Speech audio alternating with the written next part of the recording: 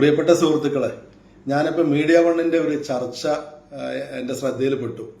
മഞ്ചേശ്വരത്ത് STPI അവരുടെ സ്വന്തം സ്ഥാനാർത്ഥിയെ നിർത്തിയതിനെ കുറിച്ചാണ് ചർച്ച. എന്നിട്ട് ഒരു STPI BJPയുമായിട്ട് എന്തെങ്കിലും ഡീൽ ഉണ്ടാക്കിയിട്ടുണ്ടോ എന്നുള്ളത് ആരോപണമല്ല, ചെറിയൊരു സംശയമൊക്കെ ഇട്ടിട്ടാണ് ആ ചർച്ച അങ്ങനെ പുരോഗമിക്കുന്നത്. ഞങ്ങൾ മീഡിയ വണ്ണിനോട് ചോദിക്കട്ടെ, മീഡിയ വണ്ണിനോട് മാത്രമല്ല, UDFന് അനുകൂലമായിട്ട് കുറച്ച് സൈബർ പോരാളികളുണ്ട്, കപട മതേതര സൈബർ പോരാളികളുണ്ട്. 2-3 ദിവസമായിട്ട് അവർ എഴുതിക്കൊണ്ടിരിക്കുക. ഇവരോട് എല്ലാവരോടും ചോദ്യം ചോദിക്കട്ടെ, നിങ്ങൾ എന്താ മഞ്ചേശ്വരത്ത് അവിടെ LDFന് സ്ഥാനാർത്ഥി ഉണ്ടല്ലോ, BJPനെ തോൽപ്പിക്കാൻ വേണ്ടിയിട്ട് അവിടെ LDFന്റെ സ്ഥാനാർത്ഥി അവിടെ നിൽക്കുന്നതാണോ നല്ലത്, അല്ലാതെ പിൻവലിക്കുന്നതാണോ നല്ലത്? എന്താ നിങ്ങൾ അതെന്താ ചർച്ചയ്ക്ക് വെക്കാത്തത്? കേരളത്തിലെ ഈ കഴിഞ്ഞ ലോക്സഭാ തെരഞ്ഞെടുപ്പിലെ വോട്ടിംഗ് പാറ്റേൺ നോക്കിയിട്ട് 8 അസംബ്ലി മണ്ഡലങ്ങളിൽ BJP 1-ാം സ്ഥാനത്താണുള്ളത്.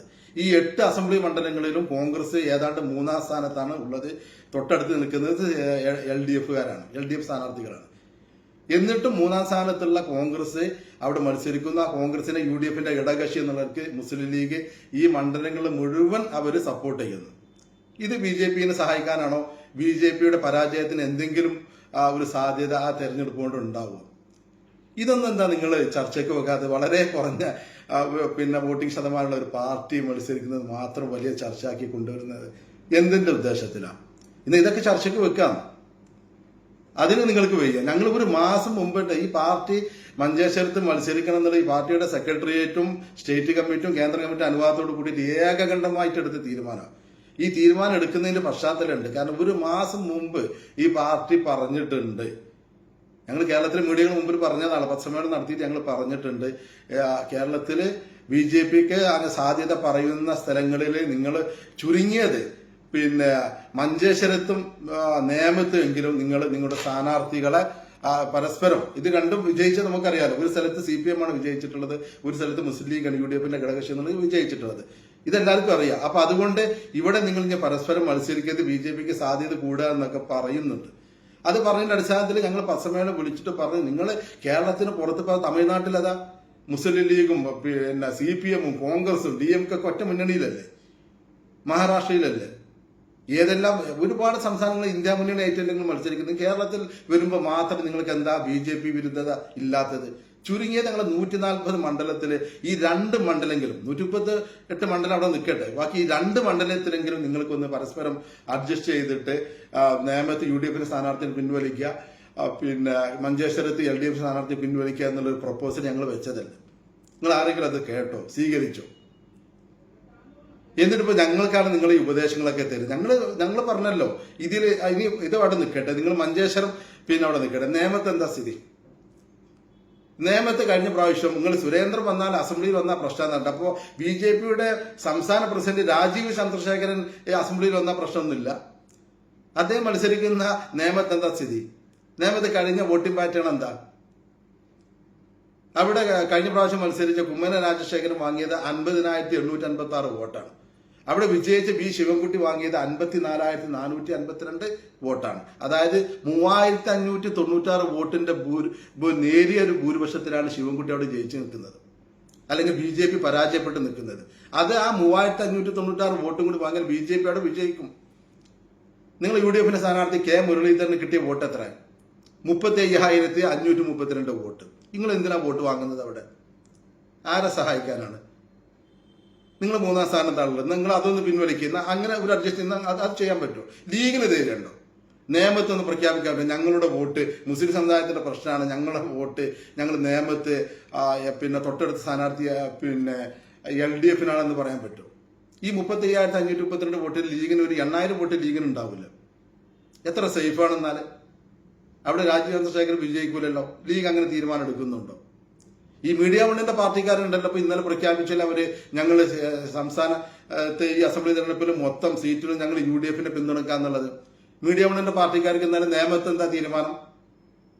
അവര് എത്ര സ്ഥാനത്തുള്ള UDFനെയാണ് പിന്തുണക്കുന്നത്? തൊട്ടടുത്തുള്ളത് ആരാണ്? LDF അല്ലേ? ഇവർക്ക് ആർക്കും ഇവരെ നിലപാടിനെ പറ്റി ആർക്കും ഒരു ചർച്ചയില്ല. STPന്റെ നിലപാട് മാത്രമാണ് ചർച്ച.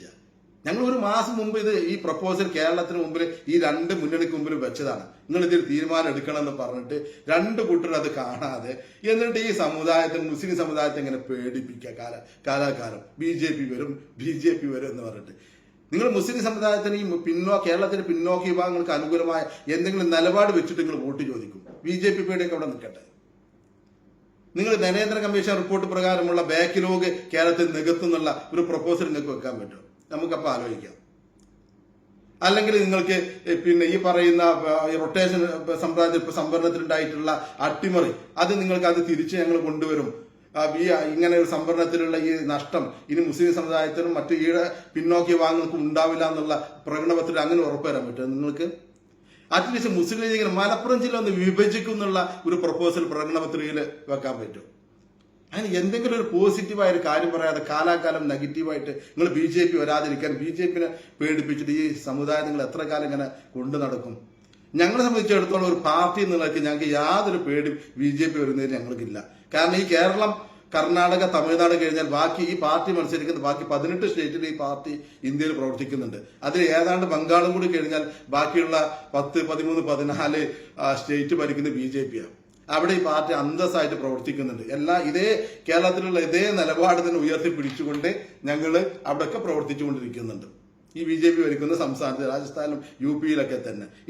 ഇവിടെക്കാട് കൂടുതൽ പഞ്ചായത്ത് തലത്തിലുള്ള മെമ്പർമാരുള്ള സ്ഥലമാണ് ഞങ്ങൾക്ക് UP-യിൽ ഞങ്ങൾക്ക് 2 ജില്ലാ പഞ്ചായത്ത് മെമ്പർമാരുണ്ട്. BJP ഭരിക്കുന്ന ജാർഖണ്ഡിൽ ഞങ്ങൾക്ക് ജില്ലാ പഞ്ചായത്ത് മെമ്പർമാരുണ്ട്. അവിടെയൊക്കെ ഞങ്ങൾ ഈ പാർട്ടി പ്രവർത്തിക്കുന്നുണ്ട്. അപ്പൊ BJP പേടിയൊന്നും, BJP ഭരിക്കുന്ന സംസ്ഥാനത്ത് ഞങ്ങൾക്ക് ആ പേടിയില്ല. പിന്നെ ഇവിടെ BJP വരും പറഞ്ഞിട്ട് ഞങ്ങളെ പേടിപ്പിക്കേണ്ട, അത് വേറെ സംഗതി. നിങ്ങൾ എന്തെങ്കിലും പോസിറ്റീവായി നിങ്ങൾ കാര്യങ്ങൾ സംസാരിക്കേണ്ടത്. ഇത്ര ബേജാറുണ്ടെങ്കിൽ ലീഗ് എന്ന ഒരു കാര്യം ചെയ്യട്ടെ, ലീഗ് എന്ന നിയമം വെച്ചിട്ട് അഡ്ജസ്റ്റ്മെന്റ് തയ്യാറാവട്ടെ. അവിടെ ഈ പറയുന്ന BJP തോൽപ്പിക്കാൻ പറ്റുന്ന സ്ഥാനാർത്ഥിക്ക് അവർ വോട്ട് ചെയ്ത് അവരുടെ ആ ഹിലാസ് ഉണ്ട്, അത് അവർ തെളിയിക്കട്ടെ. എന്നിട്ട് എന്തെങ്കിലുമൊക്കെ പറയാം. ഇപ്പൊ അവിടുത്തെ MLA പറയുന്നത് AKM അഷ്റഫ് പറയുന്നത് SDPIന്റെ സ്ഥാനാർത്ഥി KM അഷ്റഫ് എന്നുള്ള അയാളുടെ പേര് അതാണ്. അയാൾ മത്സരിക്കുന്ന അപരനായിട്ടാണ് മത്സരിക്കുന്നത്. അയാൾ ജില്ലാ കമ്മിറ്റി അംഗമാണ് അഷ്റഫ് KM. ഇനി AKM അഷ്റഫ് എന്ന് പറയുന്ന MLA-ക്ക് BJP-യോട് ഇത്ര വിരോധം, BJP-യെ തോൽപ്പിക്കണമെന്ന് വലിയ അങ്ങനെ ആത്മാർത്ഥമായിട്ടുള്ള അദ്ദേഹത്തിന് അങ്ങനെ ഒരു അഭിപ്രായം ഉണ്ടെങ്കിൽ അദ്ദേഹം ഒരു കാര്യം ചെയ്തിട്ട് അവിടെ ഡമ്മി സ്ഥാനാർത്ഥി അവിടെ വന്നിട്ടുണ്ടല്ലോ. നിങ്ങളെ തരക്കെടില്ലാത്ത ഒരാളാണല്ലോ ഡമ്മി സ്ഥാനാർത്ഥിയുടെ മഞ്ചേശ്വരത്ത് വന്നിട്ടുള്ളത്. എന്തായാലും അഷ്റഫ് എന്നുള്ള പേരല്ലല്ലോ. ഇന്ന് തൽക്കാലം AKM അഷ്റഫ് മാറിയിക്കട്ടെ. എന്നാൽ പിന്നെ ഈ അപരനുള്ള വോട്ടിന്റെ പ്രശ്നം കൂടി ഉണ്ടാവില്ലല്ലോ. ഇതിൽ ഡമ്മി മത്സരിക്കുക. തൽക്കാലം AKM അഷ്റഫ് അവിടെ നിന്ന് മാറി നിൽക്കട്ടെ. നിങ്ങൾക്ക് ഒരു നിലപാടുമില്ല, നിങ്ങൾക്കൊരു വിട്ടുവീഴ്ചയും ചെയ്യാൻ പറ്റൂല. ബാക്കിയുള്ള എല്ലാ സംഗതിയും ഈ കൊച്ചു പാർട്ടി ചെയ്താലേ നടക്കുള്ളൂ എന്ന് പറഞ്ഞാൽ അത് നടപ്പില്ല എന്ന് തീർത്ത് ഞങ്ങൾ പറയുകയാണ്.